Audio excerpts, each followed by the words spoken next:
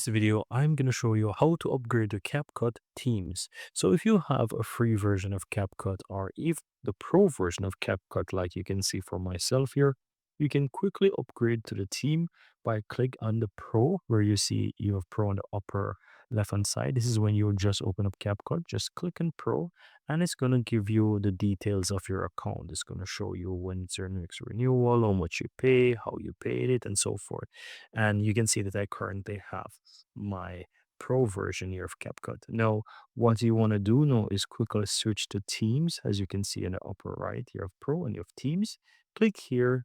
From here, you can upgrade to the Teams. So if you click on that, you will now have the option now to select how you want, whether you're going to pay monthly or yearly, and just quickly click and purchase. By using a CapCut team, you have two seats, and so others can actually use CapCut as well. But that's pretty much it, guys. That's how you can quickly go ahead and upgrade your CapCut Teams on CapCut. Very easy and very simple.